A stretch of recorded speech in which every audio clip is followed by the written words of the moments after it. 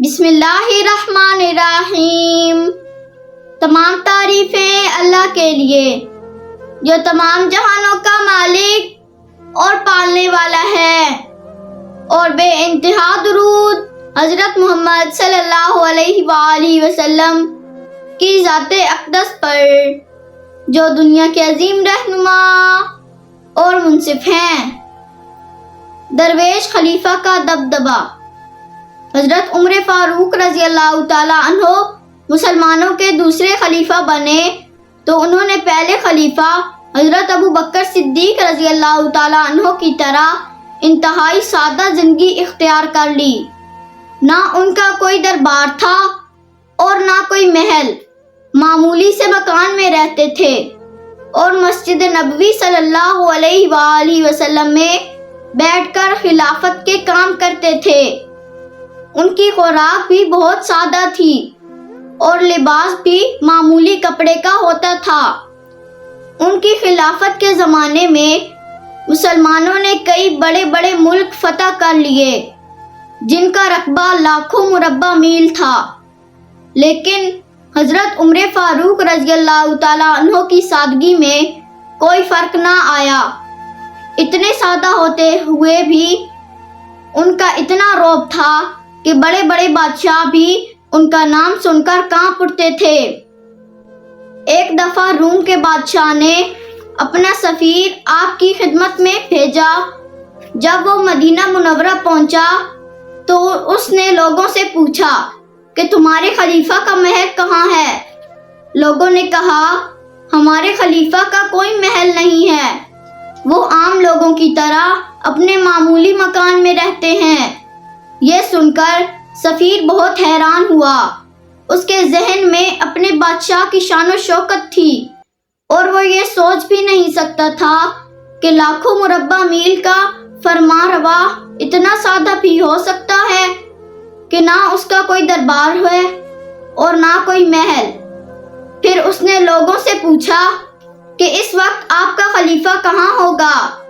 انہوں نے ایک طرف اشارہ کرتے ہوئے کہا کہ کچھ دیر پہلے ہم نے انہیں اس طرف جاتے دیکھا ہے۔ سفیر اس طرف گیا تو اسے حضرت عمر فاروق رضی اللہ تعالی عنہ کہیں نظر نہ آئے، البتہ ایک عرب عورت نظر آئی جو اپنے کھیت میں کسی کام میں مشغول تھی۔ سفیر نے اس سے پوچھا بی بی آپ نے اپنے خلیفہ کو اس طرف آتے ہوئے دیکھا ہے؟ اس نے کہا ہاں، تھوڑی دیر ہوئی وہ اس طرف سے گزرے ہیں۔ سفیر نے پوچھا اس وقت وہ کہاں ہوں گے؟ خاتون نے کھجوروں کی ایک جھنڈ کی طرف اشارہ کرتے ہوئے کہا اس وقت وہ اس جھنڈ میں کھجور کے کسی درخت کے سائے میں سو رہے ہوں گے۔ کھجوروں کا یہ جھنڈ وہاں سے تھوڑے ہی فاصلے پر تھا۔ سفیر اس طرف گیا تو دور سے اس نے دیکھا کہ حضرت عمر فاروق رضی اللہ تعالی عنہ دو کچی اینٹوں کا تکیہ بنا کر سوئے ہوئے ہیں۔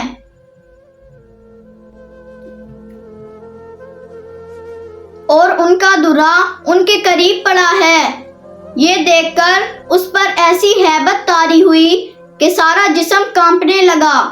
اس نے اپنے جی میں کہا کہ میں نے اپنی زندگی میں کتنے ہی بادشاہ دیکھے ہیں، لیکن آج تک مجھے کسی بادشاہ سے خوف محسوس نہیں ہوا۔ معلوم نہیں مسلمانوں کے اس خلیفہ کو دیکھ کر میرے اوسان کیوں خطا ہو گئے ہیں۔ میں شیروں اور چیتوں سے بھرے ہوئے جنگلوں میں بھی پھرتا رہا ہوں، میں نے کئی بار لڑائیوں میں بھی حصہ لیا ہے، دشمن کو زخم لگائے بھی ہیں اور اس سے زخم کھائے بھی ہیں، لیکن میرے دل نے کبھی کسی بھی موقع پر کمزوری نہیں دکھائی۔ لیکن آج معلوم نہیں کیا بات ہے کہ اس سوئے ہوئے نہتے آدمی کو دیکھ کر میرے جسم کی بوٹی بوٹی کانپ رہی ہے۔ معلوم ہوتا ہے کہ لاکھوں مربع میل کے مالک اس شخص کی حیران کر دینے والی سادگی نے مجھ پر ہیبت طاری کر دی ہے۔ سفیر دل ہی دل میں ایسی باتیں کر رہا تھا کہ حضرت عمر فاروق رضی اللہ تعالی عنہ کی آنکھ کھل گئی۔ سفیر نے آگے بڑھ کر بڑے ادب سے آپ کو سلام کیا اور آپ کو بتایا کہ روم کے بادشاہ نے مجھے آپ کے پاس سفیر بنا کر بھیجا ہے۔ حضرت عمر فاروق رضی اللہ تعالیٰ عنہ نے بڑی شفقت کے ساتھ اس سے ہاتھ ملایا اور اپنے پاس بٹھا کر دیر تک محبت بھرے لہجے میں بات چیت کرتے رہے۔ سفیر پر آپ کے اعلیٰ اخلاق اور آپ کی سادگی کا اتنا اثر ہوا کہ اس نے اسلام قبول کر لیا۔ اللہ ہمیں دین اسلام کے مطابق زندگی گزارنے کی توفیق عطا فرمائے اور اللہ ہمارے ملک پاکستان کی حفاظت فرمائے۔ آمین۔ والسلام۔